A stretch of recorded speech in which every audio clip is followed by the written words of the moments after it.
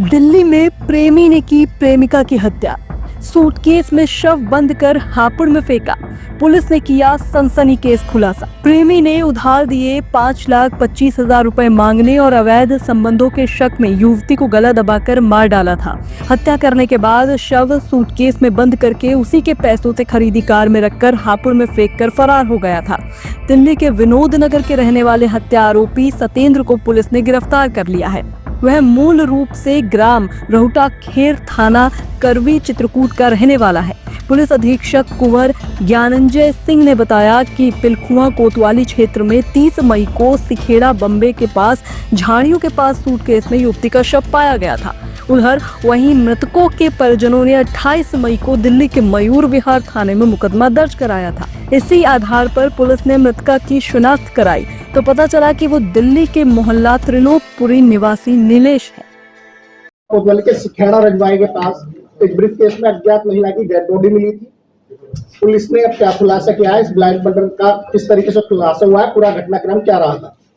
30 तारीख को पिलखुआ थाना क्षेत्र में सिखेड़ा बम्बे पर एक सूटकेस में एक महिला की डेड बॉडी मिली थी और उसको हम लोगों ने वहां से बरामद करने के बाद पोस्टमार्टम उसका कराया था। पंचायत थाना की कार्रवाई हुई थी। उसके बाद से उस लड़की की शिनाख्त के लिए हमारी टीमें लगी हुई थी, जिसमें हम लोगों ने सीसीटीवी फुटेज, मैनुअल इंटेलिजेंस और लोकल इनपुट के माध्यम से हम लोगों को जानकारी मिली कि एक गाड़ी है जिसके माध्यम से उसको यहाँ पे फेंका गया है। उसको ट्रेस करते हुए हम लोग दिल्ली पहुँचे तो इस घटना का अनावरण हुआ है, जिसमें सत्येंद्र यादव पुत्र जगरू जो करवी चित्रकूट का रहने वाला है, इसकी गिरफ्तारी हुई है। और घटनाक्रम में पूछने में बताया कि इससे लड़की जो उसका नीलेश थी, वो उसके फादर का नाम हरिबरन जो बकेवर इटावा के रहने वाली थी, इसमें आपस में दोस्ती थी इन दोनों की। और उस लड़की से इसने 5.5 लाख रुपए करीब इसने उधार लिया था और वो लड़की वो पैसे मांग रही थी। इसके अलावा उस लड़की से इसकी दोस्ती थी और उस लड़की के फ़ोन को भी अक्सर बिजी आता था, तो उसको भी शक था कि इस लड़की का कहीं अन्य लोगों से संबंध तो नहीं है। ये दोनों बातें उनके बीच में कंटेंशन, बोन ऑफ कंटेंशन का काम किया उसने। उसके बाद लड़की के दबाव डालने पर उसका चुन्नी से दुपट्टा से गला कस करके उसकी हत्या करके, और जो गाड़ी खरीदा था लड़की से, जो उसने पैसा उधार लिया था उससे उसने गाड़ी खरीदी थी, उसी गाड़ी में सूटकेस में भर करके यहाँ सिखेड़ा बम्बे के पास फेंक दिया था। और सत्येंद्र की गिरफ्तारी हुई है, इसको जेल भेजा जा रहा है और आवश्यक विवेचनात्मक कार्रवाई की जा रही है। बरामद की है इसमें जो मृतका है उसका एक बैंक का पासबुक, एक चेक और एक केवाईसी फार्म, आधार कार्ड, पैन कार्ड इसकी अभियुक्त की निशानदेही पे बरामद हुआ है।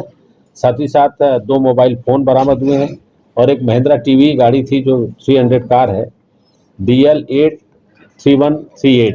ये गाड़ी भी उस लड़की से जो इन्होंने 5.5 लाख रुपए लिए थे उससे खरीदा था, वो गाड़ी भी रिकवर हुई है, जिससे सूटकेस में रख करके लाश को ठिकाने लगाया गया था। सर, घटना का सुराग जो बताया जा रहा है कि पुलिस ने सैकड़ों की संख्या में सीसीटीवी कैमरे खुलवाए, तब जाकर ये पुलिस को मिला इनपुट। बिल्कुल, इसमें सीसीटीवी फुटेज से हम लोग को लीड मिली थी। उसके बाद मैनुअल इंटेलिजेंस और लोकल इनपुट्स जो भी मिलते हैं वहाँ के, इन सब के माध्यम से हम लोग यहाँ तक पहुँचे हैं और घटना का अनावरण हुआ है। सर, बताया जा रहा है जो मृतका है इसकी हाल ही में शादी होने वाली थी और जो आरोपी है, क्या ये बताया जा रहा है कि होमगार्ड के बेटे हैं जिसने ये कृत्य किया है?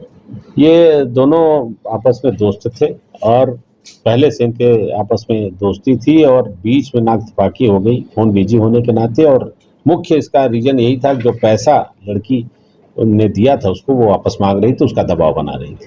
सर, जिस तरीके से दूसरे राज्यों में घटनाओं को अंजाम दिया जाता है, उसके बाद यहाँ पर लाश को फेंक दिया जाता है, इसको रोकने के लिए पुलिस की तरफ से क्या कदम उठाए जाएंगे इन फ्यूचर? पुलिस ने हर ऐसे पॉइंट्स को चिन्हित किया है जो टेक्निकली परफेक्ट पॉइंट्स हों, जो कि आने जाने वालों पर नज़र रखें।